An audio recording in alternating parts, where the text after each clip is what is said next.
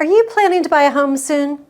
Home buying involves a dizzying array of numbers, from interest rates and loan-to-value ratios, or LTVs, to down payments and closing costs.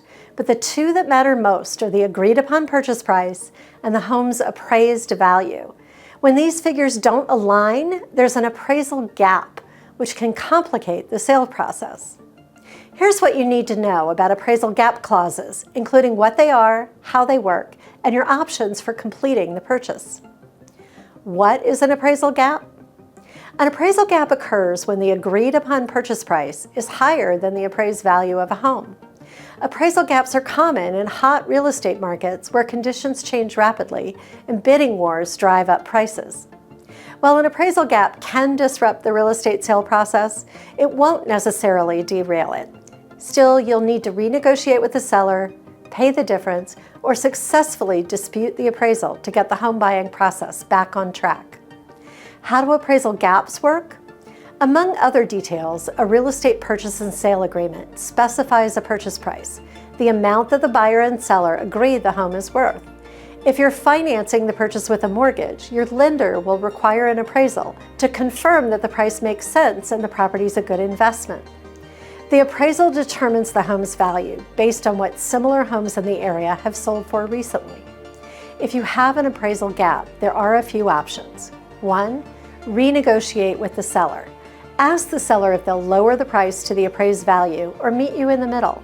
For example, if there's a $20,000 appraisal gap, the seller could reduce the price by $10,000 and you could increase your down payment by an equal amount. This option may not work in sellers' markets or if the seller has competing offers. 2, you could pay the difference in cash. If you're a cash buyer, you can pay more if you have the funds. If you need a mortgage, you'll have to bring more cash to the closing table to cover the down payment, plus the gap, or the amount written into your appraisal gap clause if you have one. Your lender may offer programs that allow you to put down less money, but you could face additional monthly charges from private mortgage insurance or PMI. 3, dispute the appraisal. If you don't agree with the home value, you can dispute the appraisal in writing, but you'll need to provide proof to back up your claim.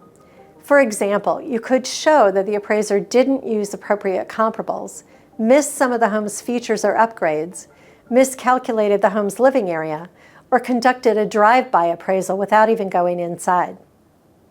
4, walk away. You can keep your earnest money if you have an appraisal contingency in your contract.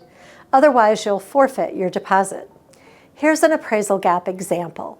Let's say you want to buy a home with an asking price of $800,000.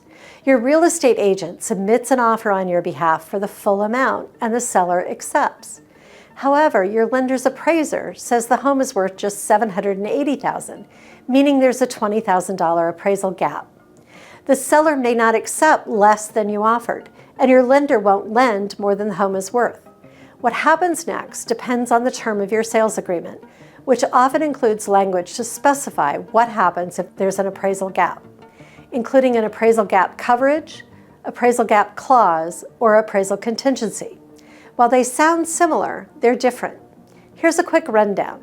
Appraisal gap coverage binds you, the buyer, to purchase the home at the agreed-upon purchase price, even if the appraisal is lower than expected. An appraisal gap clause says you agree to pay the difference between the appraised value and the agreed-upon price up to a certain amount. Think of this as a middle ground between appraisal gap coverage and an appraisal contingency. You can specify any amount that works for your budget. An appraisal contingency gives you the right to cancel the contract and walk away and get your deposit back. Comment below with your questions or share with someone who might find it helpful. Check out the link in the description for my free buyer-seller guide. Subscribe for more real estate tips and advice and watch these videos.